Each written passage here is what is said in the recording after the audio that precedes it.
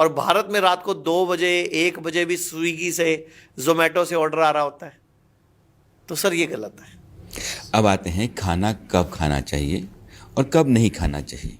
किसी भी बीमारी में अगर आपको बीमारी ठीक करनी है तो सबसे पहले खाना छोड़ना चाहिए। उसका नाम ही है खाना। आपको शुगर हाई आ जाए, आपको बीपी हाई आ जाए, आपका क्रिएटिनिन बढ़ के आ जाए, आपको फीवर हो जाए, जॉन्डिस हो जाए, pneumonia, chikungunya, malaria, dengue, typhoid, कुछ भी हो जाए, सबसे पहले खाना 1 से 3 दिन के लिए। और क्या करना है, एक गर्म पानी की बाल्टी लेनी है, 40 डिग्री टेम्परेचर गर्म करना है पानी, और एड़ी तक, उसमें घुटने तक पाँव डुबो देने हैं, पिंडली डुबो देनी है पूरी, और 40 मिनट से 1 घंटा करना है। पानी को मेंटेन रखना है गर्म। अगर ठंडा होने लगे 2 डिब्बे निकाल दो, 2 डिब्बे गर्म भर दो। आप हैरान हो जाओगे, 1 से 2 घंटों में आप ठीक हो जाओगे। जॉन्डिस, आपका वायरल फीवर, जॉन्डिस 2-3-4 बार ऐसा करना पड़ेगा, और वायरल फीवर में 1 बार करने में ही ठीक हो जाएगा। 80% लोग 1 बार में ठीक हो जाएंगे। अभी आपको बुखार होता है तो 5 दिन लगते हैं, 3 दिन लगते हैं, और आप दुनिया की सबसे खराब गोली भी खाते हो, और वो आपको पता है किडनी फेल करती है। आपने 2 बातें बहुत अच्छी बताई कि आप खाना खाते समय अगर वज्रासन में खाओ तो सबसे बढ़िया है, वज्रासन में, हाँ, और पानी अल्कलाइन पियो। ये दोनों स्थितियां आपके स्वास्थ्य के लिए बहुत बढ़िया हैं। एक है इंटरमिटेंट फास्टिंग। लोग कहते हैं कि आप 8 घंटे के दरमियान खाओ, 16 घंटे जो है आप मत खाओ। ये कितना फायदेमंद है? इंटरमीडिएट फास्टिंग यानी कि अगर दिन 24 घंटे का है तो 8 घंटे या 9 घंटे में खाना खाना, और फिर 15 घंटे या 16 घंटे में खाना नहीं खाना। इसको बोलते हैं, इससे ऑटोफेजी ऑन होता है। हमारे देश में एकादशी, अमावस, मौनी अमावस्या, करवा चौथ, ये सब इसी के तरीके थे, लेकिन किसी ने इसकी वैल्यू नहीं करी। अमेरिका, जापानीज साइंटिस्ट योशिरो युसुमी ने 2016 में इस पर स्टडी करके नोबेल प्राइज जीत लिया, जबकि हमारे सुश्रुत ऋषि ने, चरक ऋषि ने हजारों साल पहले एकादशी के व्रत रखने का, 16 सोमवार का विधान रखा हुआ था। उसमें होता क्या था, इंसान 12 घंटे 15 घंटे नहीं कुछ खाता था, फिर थोड़ी सी देर के लिए कुछ खाता था, एक टाइम भोजन करता था। तो जब हम 8 घंटे में खाएंगे और 16 घंटे नहीं खाएंगे तो बॉडी अपने आप ही अपने बुरे सेल्स को खा जाएंगी, अपने आप ही अपनी नेगेटिव एनर्जी को हरा देंगी। यानी कि मेरे शरीर में एक ऑटोफेजी ऑन हो जाएगा, यानी कि स्वयं हीलिंग क्षमता, स्वयं रिपेयरिंग क्षमता। जैसे किसी की बॉडी में कैंसर है और आपने 8 घंटे खाया, 16 घंटे नहीं खाया, और 16 घंटे में मान लो बॉडी को 13वें घंटे में भूख लगी, तो बॉडी वो जो गांठ थी बॉडी में, ट्यूमर था, रसौली थी, उसमें से खा लेगी थोड़ा सा मच्छर। तो ऐसा कुछ दिन हम लगातार करेंगे तो अपने आप ही ऑटोमेटिकली वो आपकी गांठ छोटी होनी शुरू हो जाएगी, पिघलनी शुरू हो जाएगी। और इंटरमीडिएट फास्टिंग पूरे वर्ल्ड में आज फेमस हो गई है कैंसर के ट्रीटमेंट के लिए, लीवर फेल के ट्रीटमेंट के लिए, किडनी फेल के ट्रीटमेंट के लिए, हर बीमारी के, शुगर ठीक हो जाती है, रिवर्स हो जाती है शुगर, बीपी ठीक हो जाता है, क्योंकि आपकी बॉडी ने अपना सेल्फ मैकेनिज्म ऑन कर लिया। अभी क्या हो रहा है, आपको लगता है रात को 9 बजे खाया मैंने, आपको लगता है मैंने रात को 10 बजे खाया, चलो 10 बजे मानते हैं, 10 बजे खाया। आप कई बार लेट भी, आप जैसी आपके ऑफिस में काम करते हैं, 10 बजे खाना आता है कई बार, तो 10 बजे मुंह ने खाया, 11-12 बजे खाया अमाश्या ने, फिर 1 बजे खाया उसको डुडोनियम ने, फिर 2-3-4 बजे तक खाया उसको छोटी आंत ने, सुबह 5-6 बजे खाया उसको बड़ी आंत ने, और 7 बजे सारा जोर लग गया मलाशय का। पूरी रात आपके पूरे पाचन तंत्र को, पूरे लीवर सिस्टम को, पूरे लिम्फेटिक सिस्टम को, पूरे डाइजेस्टिव सिस्टम को 1 मिनट भी रेस्ट नहीं मिला। यही अगर आपने खाना 9 की जगह 7 बजे खाया होता तो बॉडी 12-1 बजे तक सारा डंडा निपटा देती, क्योंकि हमारी जो बॉडी है, इंटरनल जो प्रोसेस है, ये सूरज से चलता है। ये जो लाइट जल रही है ना, ये लाइट है, ये सूरज नहीं है, ये नेचुरल नहीं है। सूरज एक सोर्स ऑफ एनर्जी है। वो सूरज जब हम उसके संपर्क में आते हैं, हमारी बॉडी अलग तरह से प्रोसेस करती है। पूरी दुनिया में जितने भी पौधे हैं, पेड़ हैं, फल हैं, फूल हैं, ये सब किसके साइकिल पे चल रहे हैं? सूरज से एनर्जी लेते हैं। ये बहुत बड़ी बात आचार्य मनीष कह रहे हैं कि अगर आप इंटरमीडिएंट फास्टिंग पे आते हैं, जैसे सुबह 10 बजे आपने खाया और शाम को 6 बजे आपने आखिरी खाना खा लिया 8 घंटे के लिए, फिर आप कुछ नहीं खाते हैं, तो आप liver, kidney, heart, BP, cancer, इन सारी बीमारियों को आप पलट सकते हैं, इससे बाहर आ सकते हैं, शुगर समेत। और बहुत बड़ी बात है ये, अपने आप में एक रामबाण है कि एक ही चीज़ से आप बहुत सारी बीमारियों से लड़ सकते हैं। अभी मेरे देश में सबसे ज़्यादा अगर कोई संकट या बीमारी है वो है बीपी। ब्लड प्रेशर हर आदमी के पास हो जाता है, अमूमन हर तीसरा आदमी। बीपी क्यों है और बीपी से बाहर निकलने का रास्ता क्यों है? तो बीपी है तो हार्ट की प्रॉब्लम है। देखो, पहली बात तो बीपी कोई बीमारी नहीं है, और बीपी और शुगर इनको अलग अलग मत करो आप, ये दोनों एक ही है। मान लो अवस्थाएं हैं दो, मतलब बीपी है या शुगर है। मैं अपने हर पेशेंट को ये बोलता हूं कि सुबह उठ के खाली पेट उकड़ू बैठ के, उकड़ू मतलब इंडियन टॉयलेट सेट में बैठ के इतना बड़ा टुकड़ा हल्दी चबाओ, कभी कैंसर नहीं होगा। इतना बड़ा टुकड़ा अदरक चबाओ, कभी हार्ट प्रॉब्लम नहीं होगी। 10 कड़ी पत्ते चबाओ, कभी हीमोग्लोबिन कम नहीं होगा। गर्म पानी पियो, कभी आपका गैस, तेजाब और कब्ज नहीं होगा। उकड़ू बैठ के करना है, लेकिन जो करना है। और मैं तो कहता हूं सुबह शाम दोनों टाइम उकड़ू बैठ के कर लो, कभी घुटने खराब नहीं होंगे, कभी रीढ़ की हड्डी का ऑपरेशन नहीं होगा, कभी सेक्स पावर कम नहीं होगी। पूरे भारत के हर पुरुष को मैं बोलना चाहूंगा, पेशाब भी नीचे बैठ के किया करो। 15 दिन पहले टर्की गया था, तो टर्की में इस्तांबुल को छोड़ दो, वहां इंग्लिश टॉयलेट सीट थी। उसके अलावा कैपेडोचिया और जो मैं एंटालिया गया, सब इंडियन टॉयलेट सीट थी वहां पे। कहीं इंग्लिश टॉयलेट, होटलों में भी इंडियन टॉयलेट सीट थी। अच्छा, सिंगापुर गया मैं, वहां भी कुछ होटल्स में इंडियन टॉयलेट सीट है आज भी। वियतनाम गया मैं, वहां कुछ लोगों में इंडियन टॉयलेट सीट, और वो बीमारी नहीं। अच्छा, अब एक बात बताओ, पूरी दुनिया में सबसे लंबी उम्र के लोग कहां जी रहे हैं? जापान में 84 ईयर्स। आपको पता है वो खाना कैसे खाते हैं? वज्रासन में बैठ के।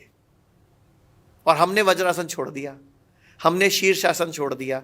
आज भी पूरा भारत अगर वज्रासन में बैठे खाना खाना शुरू कर दे, मैं गारंटी, हाँ, पैर मोड़ के, मतलब पिंडली के ऊपर बैठ जाओ, नहीं तो खाना खाने का 10 मिनट वज्रासन में बैठ लो, वो बैठा नहीं जाता।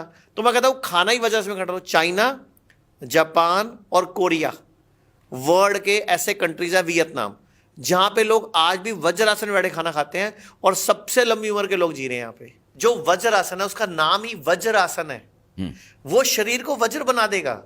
अगर आप रोज वज्रासन में बैठे खाना खाओगे, इस जन्म में बीमार नहीं पड़ोगे, जैसे जापानी, चाइनीज, कोरियन नहीं पड़ रहे। 84 ईयर जी रहे हैं। और सबसे बड़ी बात, जापान में पूरी दुनिया में सबसे कम घुटने के ट्रांसप्लांट होते हैं। जापान में सबसे कम किडनी खराब हो रही है। एक और बात, ये लोग सूरज डूबने के बाद खाना नहीं खाते, जापानी। और भारत में रात को 2 बजे 1 बजे भी स्विगी से, जोमेटो से ऑर्डर आ रहा होता है। तो सर ये गलत है। अब आते हैं खाना कब खाना चाहिए और कब नहीं खाना चाहिए। किसी भी बीमारी में अगर आपको बीमारी ठीक करनी है तो सबसे पहले खाना छोड़ना चाहिए। उसका नाम ही है खाना। आपको शुगर हाई आ जाए, आपको बीपी हाई आ जाए, आपका क्रिएटिनिन बढ़ के आ जाए, आपको फीवर हो जाए, जॉन्डिस हो जाए, pneumonia, chikungunya, malaria, dengue, typhoid, कुछ भी हो जाए, सबसे पहले खाना 1 से 3 दिन के लिए। और क्या करना है, एक गर्म पानी की बाल्टी लेनी है, 40 डिग्री टेम्परेचर गर्म करना है पानी, और एड़ी तक, उसमें घुटने तक पाँव डुबो देने हैं, पिंडली डुबो देनी है पूरी, और 40 मिनट से 1 घंटा करना है। पानी को मेंटेन रखना है गर्म। अगर ठंडा होने लगे 2 डिब्बे निकाल दो, 2 डिब्बे गर्म भर दो। आप हैरान हो जाओगे, 1 से 2 घंटों में आप ठीक हो जाओगे। जॉन्डिस, आपका वायरल फीवर, जॉन्डिस 2-3-4 बार ऐसा करना पड़ेगा, और वायरल फीवर में 1 बार करने में ही ठीक हो जाएगा। 80% लोग 1 बार में ठीक हो जाएंगे। अभी आपको बुखार होता है तो 5 दिन लगते हैं, 3 दिन लगते हैं, और आप दुनिया की सबसे खराब गोली भी खाते हो, और वो आपको पता है किडनी फेल करती है। आपने 2 बातें बहुत अच्छी बताई कि आप खाना खाते समय अगर वज्रासन में खाओ तो सबसे बढ़िया है, वज्रासन में, हाँ, और पानी अल्कलाइन पियो। ये दोनों स्थितियां आपके स्वास्थ्य के लिए बहुत बढ़िया हैं। एक है इंटरमिटेंट फास्टिंग। लोग कहते हैं कि आप 8 घंटे के दरमियान खाओ, 16 घंटे जो है आप मत खाओ। ये कितना फायदेमंद है? इंटरमीडिएट फास्टिंग यानी कि अगर दिन 24 घंटे का है तो 8 घंटे या 9 घंटे में खाना खाना, और फिर 15 घंटे या 16 घंटे में खाना नहीं खाना, इसको बोलते हैं, इससे ऑटोफेजी ऑन होता है। हमारे देश में एकादशी, अमावस, मौनी अमावस्या, करवा चौथ, ये सब इसी के तरीके थे, लेकिन किसी ने इसकी वैल्यू नहीं करी। अमेरिका जापानीज साइंटिस्ट योशिओ युसुमी ने 2016 में इस पर स्टडी करके नोबेल प्राइज जीत लिया, जबकि हमारे सुश्रुत ऋषि ने, चरक ऋषि ने हजारों साल पहले एकादशी के व्रत रखने का, 16 सोमवार का विधान रखा हुआ था। उसमें होता क्या था, इंसान 12 घंटे 15 घंटे नहीं कुछ खाता था, फिर थोड़ी सी देर के लिए कुछ खाता था, एक टाइम भोजन करता था। तो जब हम 8 घंटे में खाएंगे और 16 घंटे नहीं खाएंगे तो बॉडी अपने आप ही अपने बुरे सेल्स को खा जाएंगी, अपने आप ही अपनी नेगेटिव एनर्जी को हरा देंगी। यानी कि मेरे शरीर में एक ऑटोफेजी ऑन हो जाएगा, यानी कि स्वयं हीलिंग क्षमता, स्वयं रिपेयरिंग क्षमता। जैसे किसी की बॉडी में कैंसर है और आपने 8 घंटे खाया, 16 घंटे नहीं खाया, और 16 घंटे में मान लो बॉडी को 13वें घंटे में भूख लगी, तो बॉडी वो जो गांठ थी बॉडी में, ट्यूमर था, रसौली थी, उसमें से खा लेगी थोड़ा सा मच्छर। तो ऐसा कुछ दिन हम लगातार करेंगे तो अपने आप ही ऑटोमेटिकली वो आपकी गांठ छोटी होनी शुरू हो जाएगी, पिघलनी शुरू हो जाएगी। और इंटरमिटेंट फास्टिंग पूरे वर्ल्ड में आज फेमस हो गई है कैंसर के ट्रीटमेंट के लिए, लीवर फेल के ट्रीटमेंट के लिए, किडनी फेल के ट्रीटमेंट के लिए, हर बीमारी के, शुगर ठीक हो जाती है, रिवर्स हो जाती है शुगर, बीपी ठीक हो जाता है, क्योंकि आपकी बॉडी ने अपना सेल्फ मैकेनिज्म ऑन कर लिया।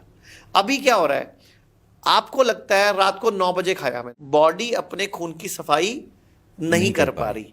तो खून की सफाई होने के लिए रात को एटलीस्ट 10:30-11 बजे तक सो जाना चाहिए, और सोने से 1 घंटा पहले फोन छोड़ देना चाहिए, क्योंकि जो ब्लू लाइट है ना, वो हमें कई देर तक ब्रेन में उसका असर रहता है।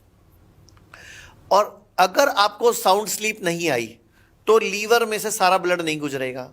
लीवर में से ब्लड गुजरता ही क्यों है? सफाई के लिए, टॉक्सिन के लिए।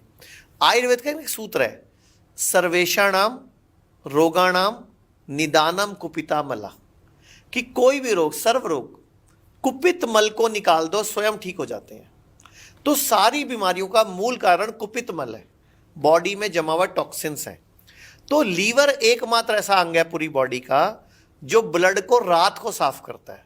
लेकिन आप रात को कभी 1 बजे सोते हो, कभी 12:30 सोते हो, कभी 2 बजे सोते हो, कभी नाइट ड्यूटी है, कभी आप फोन देख रहे हो रात को, कोई सीरीज देख रहे हो नेटफ्लिक्स पे या किसी OTT पे। तो थोड़े दिनों में ना आपके खून की सफाई का पैटर्न बिगड़ जाएगा, बॉडी में गंदगी जमा होनी शुरू हो जाएगी, टॉक्सिन इकट्ठे होने शुरू होंगे, और आपकी बॉडी में कैंसर की शुरुआत हो जाएगी। तो अब वो ब्रेस्ट में गांठ इकट्ठी होगी तो ब्रेस्ट कैंसर हो गया, अगर गले में होगी तो गले का कैंसर हो गया, मुंह में होगी तो मुंह का कैंसर, मलाशय में हो गया तो रेक्टम कैंसर, सर्विक्स में हो गया तो सर्विक्स कैंसर, ब्लड में हो गया ब्लड कैंसर। तो कैंसर बेसिकली कुछ और नहीं है, आपकी बॉडी में ही जमा हुए टॉक्सिन का एक्युमुलेशन है। और वहां पर फिर वो सेल जो है, हमारी बॉडी का सेल है, कैंसर सेल जो है वो कहीं बाहर से नहीं आता, मेरा आपका अपना सेल है, लेकिन उसको एनवायरनमेंट मिल जाता है ग्रो होने का। वो कैसा एनवायरनमेंट? बॉडी में जिस हिस्से में ऑक्सीजन की पहुंच कम होगी वहां कैंसर ग्रो हो जाएगा, बॉडी में जिस हिस्से में एसिडिक एनवायरनमेंट होगा वहां कैंसर ग्रो हो जाएगा। तो उसको अपना माहौल मिला कैंसर सेल को। बेसिकली कैंसर सेल क्या है? ज्यादा ग्लूकोज खाने वाला सेल है, ज्यादा स्पीड से ग्रोथ होने वाला सेल है। तो आप उसकी सप्लाई लाइन काट दो। कैंसर की सप्लाई लाइन क्या है? चीनी, अच्छा, सफेद नमक, कार्बोहाइड्रेट, रोटी, गेहूं, चावल, जानवर से प्राप्त कुछ भी पदार्थ, दूध, दही, मलाई, पनीर, ये इसकी सप्लाई लाइन है कैंसर की। अब काट दो, थोड़े दिन के लिए एल्कलाइन डाइट पे आ जाओ, नेचुरल डाइट पे आ जाओ, भोजन पे आ जाओ।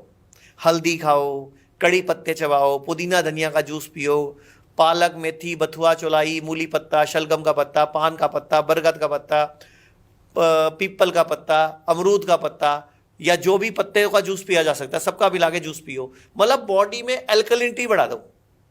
एसिडिक एनवायरनमेंट क्या? कैंसर के सेल अपने आप मरने शुरू हो जाएंगे। कैंसर पहले तो ग्रोथ रुकेगी, फिर वो यूटर्न भी ले लेगा।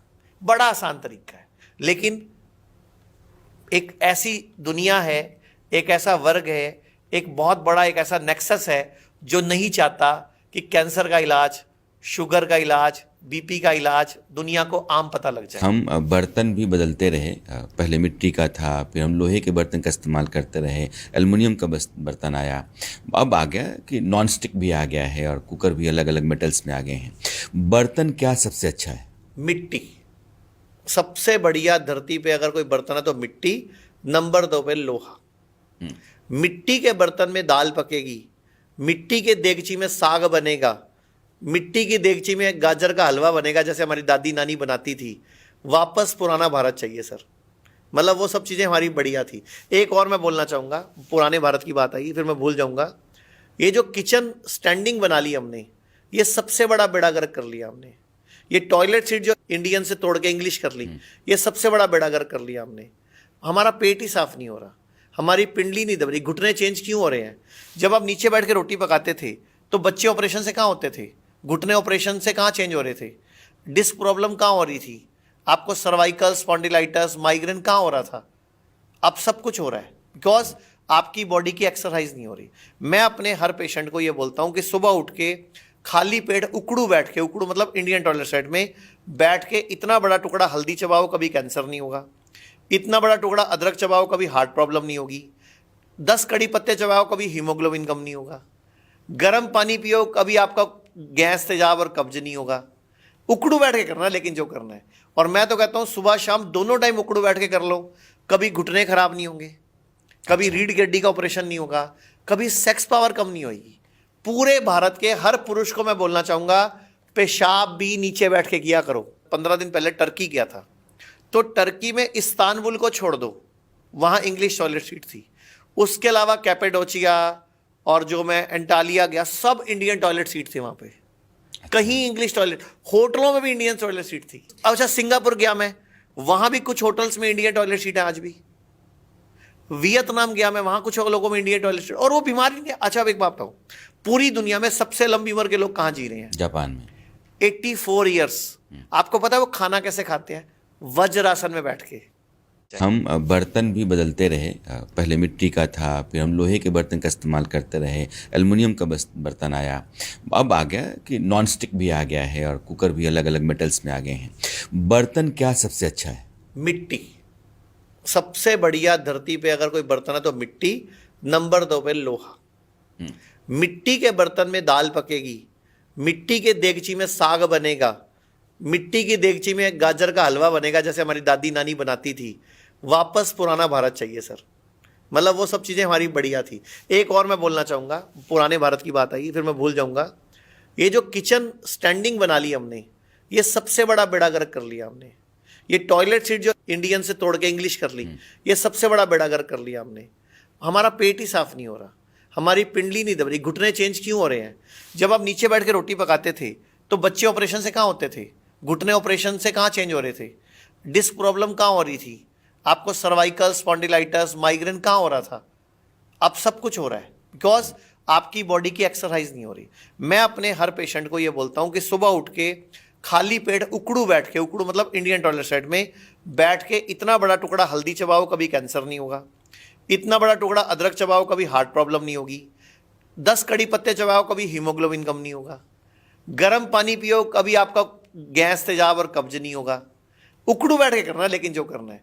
और मैं तो कहता हूँ सुबह शाम दोनों टाइम उकड़ू बैठ के कर लो, कभी घुटने खराब नहीं होंगे, कभी रीढ़ की हड्डी का ऑपरेशन नहीं होगा, कभी सेक्स पावर कम नहीं होगी। पूरे भारत के हर पुरुष को मैं बोलना चाहूँगा, पेशाब भी नीचे बैठ के किया करो। 15 दिन पहले टर्की गया था, तो टर्की में इस्तांबुल को छोड़ दो, वहाँ इंग्लिश टॉयलेट सीट थी। उसके अलावा कैपेडोचिया और जो मैं एंटालिया गया, सब इंडियन टॉयलेट सीट थी वहाँ पे। कहीं इंग्लिश टॉयलेट, होटलों में भी इंडियन टॉयलेट सीट थी। अच्छा, सिंगापुर गया मैं, वहाँ भी कुछ होटल्स में इंडियन टॉयलेट सीट है आज भी। वियतनाम गया मैं, वहाँ कुछ लोगों में इंडियन टॉयलेट सीट, और वो बीमारी नहीं। अच्छा, अब एक बात बताओ, पूरी दुनिया में सबसे लंबी उम्र के लोग कहाँ जी रहे हैं? जापान में 84 ईयर्स। आपको पता है वो खाना कैसे खाते हैं? वज्रासन में बैठ के। और हमने वज्रासन छोड़ दिया, हमने शीर्षासन छोड़ दिया। आज भी पूरा भारत अगर वज्रासन में बैठे खाना खाना शुरू कर दे, मैं गारंटी, हाँ, पैर मोड़ के, मतलब पिंडली के ऊपर बैठ जाओ, नहीं तो खाना खाने का 10 मिनट वजह से बैठ लो, वो बैठा नहीं जाता। तो मैं कहता हूँ खाना ही वजह से बैठा लो। चाइना, जापान और कोरिया वर्ल्ड के ऐसे कंट्रीज है, वियतनाम, जहां पे लोग आज भी वज्रासन में बैठे खाना खाते हैं और सबसे लंबी उम्र के लोग जी रहे हैं यहाँ पे। जो वज्रासन है उसका नाम ही वज्रासन है, वो शरीर को वज्र बना देगा। अगर आप रोज वज्रासन में बैठे खाना खाओगे, इस जन्म में बीमार नहीं पड़ोगे, जैसे जापानी, चाइनीज, कोरियन नहीं पड़ रहे। 84 ईयर जी रहे हैं। और सबसे बड़ी बात, जापान में पूरी दुनिया में सबसे कम घुटने के ट्रांसप्लांट होते हैं। जापान में सबसे कम किडनी खराब हो रही है। एक और बात, ये लोग सूरज डूबने के बाद खाना नहीं खाते, जापानी। और भारत में रात को 2 बजे 1 बजे भी स्विगी से, जोमेटो से ऑर्डर आ रहा होता है। तो सर ये गलत है। अब आते हैं खाना कब खाना चाहिए और कब नहीं खाना चाहिए। किसी भी बीमारी में अगर आपको बीमारी ठीक करनी है तो सबसे पहले खाना छोड़ना चाहिए। उसका नाम ही है खाना। आपको शुगर हाई आ जाए, आपको बीपी हाई आ जाए, आपका क्रिएटिनिन बढ़ के आ जाए, आपको फीवर हो जाए, जॉन्डिस हो जाए, pneumonia, chikungunya, malaria, dengue, typhoid, कुछ भी हो जाए, सबसे पहले खाना 1 से 3 दिन के लिए। और क्या करना है, एक गर्म पानी की बाल्टी लेनी है, 40 डिग्री टेम्परेचर गर्म करना है पानी, और एड़ी तक, उसमें घुटने तक पाँव डुबो देने हैं, पिंडली डुबो देनी है पूरी, और 40 मिनट से 1 घंटा करना है। पानी को मेंटेन रखना है गर्म।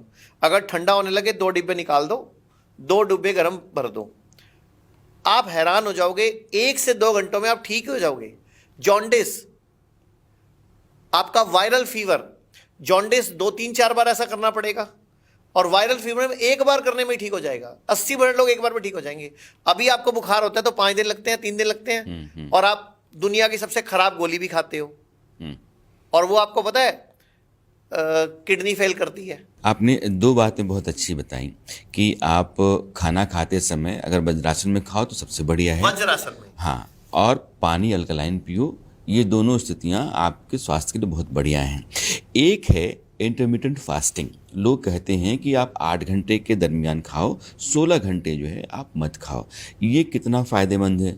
इंटरमीडिएट फास्टिंग यानी कि अगर दिन 24 घंटे का है तो 8 घंटे या 9 घंटे में खाना खाना, और फिर 15 घंटे या 16 घंटे में खाना नहीं खाना। इसको बोलते हैं, इससे ऑटोफेजी होता है। हमारे देश में एकादशी, अमावस, मौनी अमावस्या, करवा चौथ, ये सब इसी के तरीके थे, लेकिन किसी ने इसकी वैल्यू नहीं करी। अमेरिका, जापानीज साइंटिस्ट योशिरो युसुमी ने 2016 में इस पर स्टडी करके नोबेल प्राइज जीत लिया। जबकि हमारे सुश्रुत ऋषि ने, चरक ऋषि ने हजारों साल पहले एकादशी के व्रत रखने का, 16 सोमवार, हमारे देश में एक रिवाज है कि हल्दी वाला दूध पीना चाहिए। हल्दी क्यों चाहिए दूध में? क्योंकि हल्दी को हजम होने के लिए फैट चाहिए, इसीलिए दूध में डाली गई। लेकिन साइंस तो अब डेवलप हुई है। हमारे पूर्वजों को कैसे पता था? आज अमेरिका लाटे मिल्क बेच रहा है ना, या रशिया में लाटे मिल्क बिक रहा है, लेकिन हमारे देश पूर्वज तो हल्दी वाला दूध पीते थे। लेकिन आज की डेट में दूध नकली है, मिलावटी है, तो नहीं पीना। तो आप हल्दी को नारियल पानी में घोल के पी लो। अच्छा, नारियल पानी लो, हल्दी में घोल के पी लो, एंटी कैंसरस है। क्योंकि खाली हल्दी खाओगे तो हजम नहीं होगी, क्योंकि उसकी बॉडी में उसका जो कर्क्यूमिन है वो फैट सोल्यूबल है, इस्तेमाल नहीं होगा, वो यूज ही नहीं होगा। जैसे अगर आप आयरन का सप्लीमेंट खा रहे हो और दूध वाली चाय पी रहे हो, तो आयरन सप्लीमेंट बॉडी को लगेगा ही नहीं आपकी। अच्छा, आप B12 की डेफिशिएंसी या विटामिन डी की डेफिशिएंसी का कैप्सूल खा रहे हो और साथ में दूध वाली चाय पी रहे हो, कोई फायदा नहीं है। जैसे सफेद नमक है, अब हम दही पे भी डालते हैं, रायते पे भी डालते हैं, दूध पे भी डालते हैं, और सलाद पे भी डालते हैं, फ्रूट पे भी डालते हैं। कोई नहीं मिलता लोगों के जख्मों पे भी डाल देते हैं। वो नहीं खाना होता कच्चा। आप सफ़ेद नमक के लिटरेचर पढ़ो, वो कच्चा खाने के लिए नहीं बना था। लेकिन दही पे, सलाद पे, फ्रूट पे, रायते पे तो सब कच्चा ही हो गया ना, मत खाओ। वो सब्जियों के लिए है सब कि आप जब अगर सब्जी पक पका रहे गई हैं, है तो पका रहे हैं। बस, अदरवाइज मैं तो कहता हूँ सफ़ेद नमक खाना ही नहीं चाहिए। दुनिया का सबसे बढ़िया नमक होता है भारत की सांबर झील का नमक, अगर मिल जाए तो अमृत। अच्छा, दुनिया का सबसे अच्छा नमक। नंबर 2 पे सिंधा नमक, जिसको पाकिस्तानी नमक बोलते हैं, डली वाला नमक। लेकिन उसको भी लोगों को पता नहीं कैसे खाना है, वो सिंधा नमक सीधा यूज कर लेते हैं। नो, आप उसको पानी में घोलो, जितना घुल जाए उसको यूज कर लो, जो नीचे पड़ा हुआ है उसको फेंक दो, वो वाटर सोल्यूबल नहीं है, वो आपकी बॉडी में फिर पथरी बनाएगा। आमतौर पे सैलड के ऊपर, दही के ऊपर कौन सा नमक डाला जाए?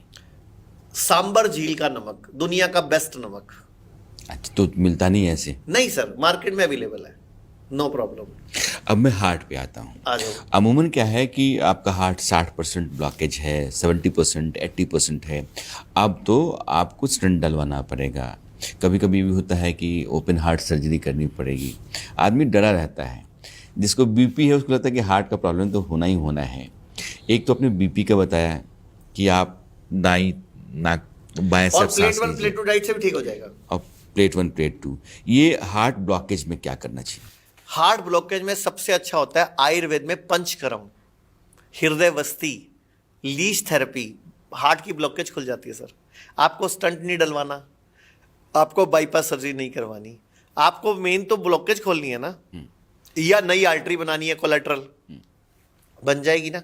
भरोसा रखो। मैंने बोला जब हम भगवान की संतान हैं तो नॉर्मल इंसान तो नहीं होंगे। हमारी बॉडी में कितना ब्लड है? 5 लीटर लगभग, ठीक है।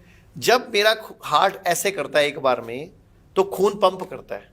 तो एक बार में ऐसे करता है तो 1 मिनट में कितनी बार करता है हमारा हार्ट? बचपन से पढ़ा हमने 72 टाइम्स। जब एक बार ऐसे करता है तो कितने ml खून आगे फेंकता है? लगभग 250 ml। लगभग 70 ml। 70। तो 70 गुणा 72 लगभग 5 लीटर हो गया। तो 1 मिनट में मेरा पूरा ब्लड 5 लीटर पंप हो जाता है। क्लियर? अब अगर मैं अपनी बॉडी की सारी नसें, सारी आर्टरीज, सारी वेन, सारी कैपिलरीज को मिलाता जाऊं, एक सिरे से दूसरा सिरा जोड़ता जाऊं, तो ये कितनी लंबी हो जाती है? लगभग 1 लाख किलोमीटर से ज्यादा, पृथ्वी के एक चक्कर से ज्यादा। अब आप सोचो कि 1 मिनट में जो सेल यहां से चला था वो 1 मिनट में वापस आ गया। इसका मतलब कितनी लंबी यात्रा करके आया? 1 लाख किलोमीटर। दुनिया में कोई पंप बन सकता है? तो पहली बात तो हम असाधारण है, हम भगवान है। पहली बात तो ये विश्वास करो। तो ब्लॉकेज खोलना भी आसान ही होगा। फिर अगर मैं अपने आप को भगवान साबित करा दूंगा तो फिर आपको भगवान साबित कर दूंगा, या दर्शक भगवान साबित हो जाएंगे, तो आपको लगने लग जाएगा ना कि हम खुद के को ठीक कर सकते हैं। 1 मिनट में मेरा जो सेल यहां से चला 1 लाख किलोमीटर की लंबी यात्रा करके आ गया, तो अभी भी लगने लग गया आपको नीचे भगवान है। अच्छा चलो एक और एग्जांपल देता हूं। हमारे बच्चे, आपके कितने बच्चे हैं? 2 बच्चे। मेरे भी 2 हैं। हमारी वाइफ के पेट में एक छोटा सा सेल गया, 9 महीने बाद आंख, नाक, कान, मुंह, पैर, दिल धड़कता हुआ, आंखें चलती हुई, झपक रहा है वो, कानों से सुनता हुआ बच्चा कैसे गोद में आ गया सर? इसका मतलब बॉडी में कोई शक्ति है जिसने अपने जैसी कृति बना दी। तो ऐसा मत सोचना वाइफ ही देवी है, वो बीज दिया आपने था तो देव आप भी हो। तो मतलब अपुनिच भगवान है, ये मैं आपको साबित करके छोड़ूंगा। अच्छा अब दूसरी बात, अब हार्ट में आ गई ब्लॉकेज। जोंक इतना इंटेलिजेंट प्राणी है कि अगर उसको हार्ट के ऊपर लगा दिया जाए, एक सिस्टम तरीके से डॉक्टर लगाते हैं हमारे, तो वो सारी ब्लॉकेज चूस लेगा सर। कभी भी नव अन्न मतलब ताजा नहीं खाया जाता था। पहले इसको ड्रम में भरते थे, 6 महीने से 1 साल पुराना करते थे, देन यूज करते थे। और जो जैसे अभी आप गेहूं की फसल होगी, घर में गेहूं आया तो हमने एक ड्रम में भर दिया, और जो पहले वाला ड्रम भरा पड़ा था पिछले साल वाला, उससे थोड़ा सा निकाला, उसको 2 घंटे भिगो के रखा, फिर उसको सुखाया और 1 हफ्ते का पिसवाया। अभी आप लेके आते हो सीधा आटा, गेहूं मार्केट से पिसा हुआ। वो एक तो नव अन्न है जो आयुर्वेद में नवन बीमारी का कारण बताया गया। दूसरा फिर उसने पीस दिया महीने का। अब हफ्ते से ज्यादा आटा पीसो खराब हो जाता है, तो उसमें वो कई तरह के केमिकल डालते हैं प्रिजर्वेटिव के तौर पे, खराब ना हो जाए, वो भी कैंसर कारक है। तो अगर आपको ब्लड प्रेशर है तो 10 में से 5 लोगों का फ्री में ठीक हो सकता है। कैसे? राइट को बंद करो, राइट को बंद कर लो। अब लेफ्ट से सांस लो, होल्ड कुंभक, फिर होल्ड, मतलब लगातार नहीं, ऐसे नहीं करना, रोकना, फिर छोड़ना और फिर बाहर रोकना। अगर आप 2 मिनट लगातार करते हो तो हेडेक ठीक, माइग्रेन ठीक, सिरदर्द ठीक करके देख लेना। इसी को लगातार 5 मिनट कर लेते हो और 5-7 दिन लगातार कर लेते हो। राइट को बंद करना है, राइट को बंद करना है, बस लेफ्ट को यूज करना है। बस आपका 5 मिनट के अंदर 5-7 दिन में ही 10 में से 5 लोगों का बीपी कंट्रोल हो जाएगा। ये जो लेफ्ट है ना, ये चंद्र नाड़ी है, शीतल नाड़ी, कूल, ठंडा, वो रिलैक्स, वाओ। ये जो राइट है ये सूर्य नाड़ी, अग्नि, गर्म, तेज, गुस्सा, क्रोध, ये सब राइट है। तो जब मैंने राइट को बंद कर दिया और लेफ्ट को एक्टिवेट कर लिया तो मेरी बॉडी में क्या आई? शीतलता, कोमलता, तो बीपी कम हो प्यार, जाएगा। अफेक्शन, लव, आपके प्रति थैंकफुलनेस, भगवान के प्रति ग्रेटफुलनेस। तो मैं क्या हुआ? शीतल हुआ तो मेरी बॉडी की नाड़ी पे प्रेशर नहीं आया, मेरी हार्ट पे पंपिंग का रिदम सेट हुआ, तो मेरा बीपी नॉर्मल हो गया। और यही अगर आपको कभी लो बीपी है और आपको तो किसी को उल्टा करें। पीटने जाना है तो लेफ्ट को बंद कर लो। थोड़ी देर में आपको सब पे गुस्सा आएगा, मूड खराब रहेगा, अग्नि आपकी प्रज्वलित हो जाएगी। पूरे भारत में आज 10 करोड़ लोगों को शुगर है, 10 करोड़ लोगों को बीपी है। मैं एक ऐसा तरीका बता सकता हूं जिससे लगभग 60% जनता, 70% जनता की शुगर की गोली छूट सकती है कुछ दिनों के अंदर ही, अगर वो भारत ये अपना ले तरीका। तो अगर वो आप बोलो कैसे? तो मैं सिखा सकता हूं। बिल्कुल बताइए, बिल्कुल बताइए। इसको बोलते हैं DIP डाइट या plate 1 plate 2 diet. Plate 1 plate 2 diet. आपको करना क्या है? जो भी आप खाते हो नाश्ते में, लंच में, डिनर में, आप उसका नाम रख दो प्लेट 2। अच्छा, उसका नाम रख दो प्लेट 2। प्लेट 1 में और क्या होगा? उससे पहले प्लेट 1 ऐड कर दो। और कभी भी दोनों प्लेटें इकट्ठी मत रखना, फिर आप प्लेट 1 नहीं खा पाओगे। मतलब आप प्लेट 1 खत्म करते ही देन प्लेट 2 खाओ, मंगाओ ही तभी कि भैया प्लेट 1 खत्म हो गया, प्लेट 2 दे दो। प्लेट 1 जो नाश्ते की है, अगर आपको शुगर ठीक करनी है, बीपी ठीक करना है, तो वजन गुणा 10 ग्राम फ्रूट्स खाने हैं पहले। अच्छा, आपका वजन 70 किलो है हाँ। तो लगभग 700 ग्राम, 50 किलो के तो लगभग 500 ग्राम, 60 किलो के तो 600 ग्राम पहले फ्रूट खाने हैं।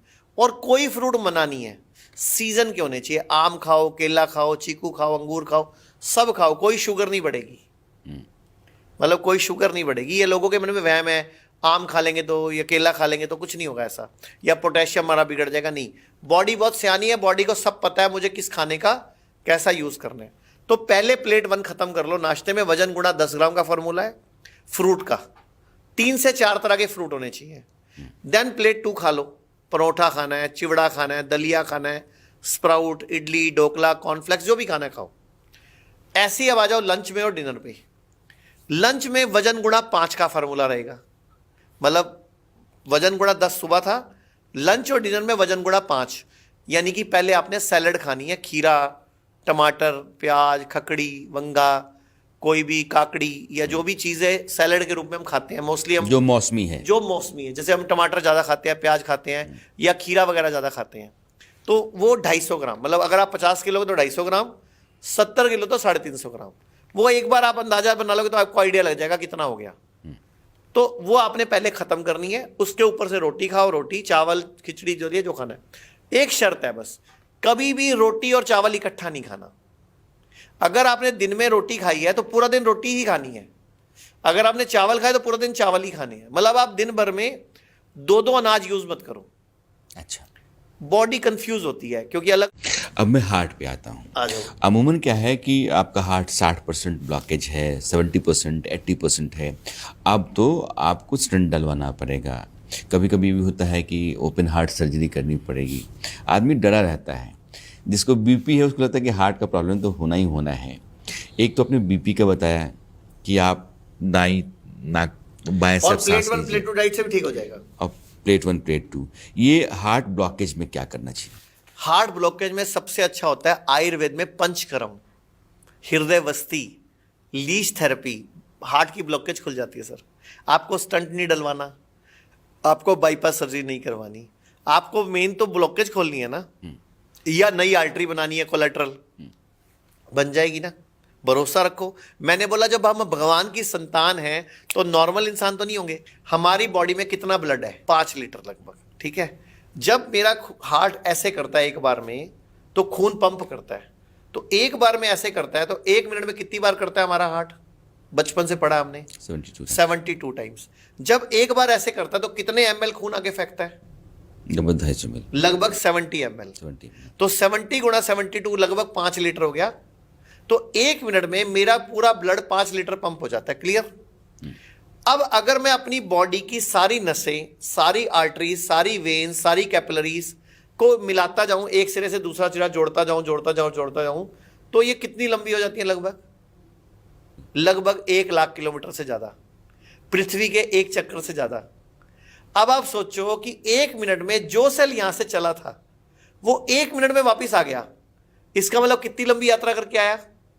1 लाख किलोमीटर। दुनिया में कोई पंप बन सकता है? तो पहली बात तो हम असाधारण है, हम भगवान है, पहली बात तो ये विश्वास करो।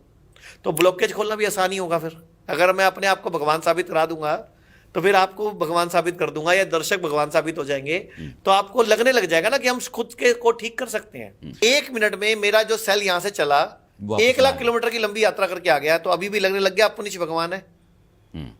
अच्छा चलो एक और एग्जांपल देता हूं।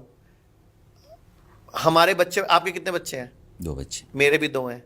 हमारी वाइफ के पेट में एक छोटा सा सेल गया, 9 महीने बाद आंख, नाक, कान, मुंह, पैर, दिल धड़कता हुआ, आंखें चलती हुई, झपक रहा है वो, कानों से सुनता हुआ बच्चा कैसे गोद में आ गया सर?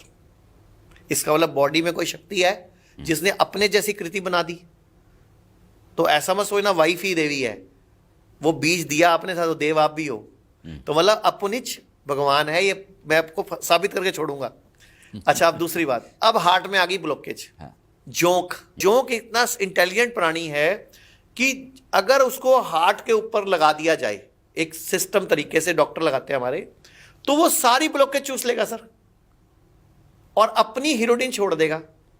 मतलब अपनी लार आपकी बॉडी में डाल देगा, जिससे खून पतला होकर आपको ब्लॉकेज हट जाएगी और आपकी गंदे खून चूस लेगा। रशिया जैसी कंट्री में सन 2000 से लेकर 2015 तक, मैं आपको रिसर्च पेपर भेज दूंगा, चाहे आप स्क्रीन पे दिखा देना, 15 साल तक लीच थेरेपी रिसर्च चली है। 16,000 पेशेंट को लीच थेरेपी से उन्होंने बिना सर्जरी के, बिना उसके हार्ट के ब्लॉकेज मतलब खोली है उन्होंने। रशिया कंट्री कर रहा है रिसर्च। ये भारत में क्या संभव है? भारत में आयुर्वेद के हर सेंटर में संभव है, पंचकर्म सेंटर में संभव है, हृदय वस्ती और लीच थेरेपी, लेकिन दुनिया को पता ही नहीं है। अच्छा आपको याद होगा जब कोरोना में ना पटियाला में निहंगों ने एक पुलिस वाले का हाथ काट दिया था, याद है आपको? वो हाथ पकड़ के अपना पीजीआई पहुंच गया था, पीजीआई ने उसका हाथ जोड़ दिया था, पता है सबको। अच्छा उसका हाथ चलता भी आज, लेकिन जब पीजीआई ने उसका हाथ जोड़ दिया था वो चला नहीं था। 2.5 घंटे के बाद पीजीआई की टीम ने डिस्कस किया कि आयुर्वेद में बात करो, तो हमारे ही चंडीगढ़ में डॉक्टर हैं, उनको फोन गया, उन्होंने अपने सेंटर से फटाफट वहां लीच थेरेपी भिजवाई, लीचें भिजवाई कुछ सारी, और उसके हाथ पे लीच थेरेपी की गई, लीच लगाई गई। आज तक उसका हाथ चलता है सर। तो लेकिन वो कोई पीजीआई वाला बताएगा नहीं कि लीच थेरेपी से हाथ चला। तो सर ये लीच थेरेपी बड़ी वंडरफुल है। कहीं भी बॉडी में कैंसर की गांठ हो वहां लगाओ तो गांठ के अंदर की गंदगी चूस लेती है, लीच गंद खाती है। और आप क्या कर रहे थे, ब्रेस्ट कैंसर है तो ब्रेस्ट की सर्जरी, मुंह का कैंसर है मुंह की सर्जरी।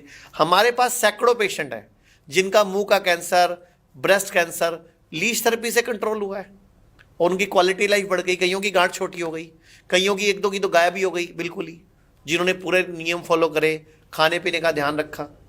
लीच थेरेपी ये तो बड़ा अद्भुत है, पता ही नहीं लोगों को।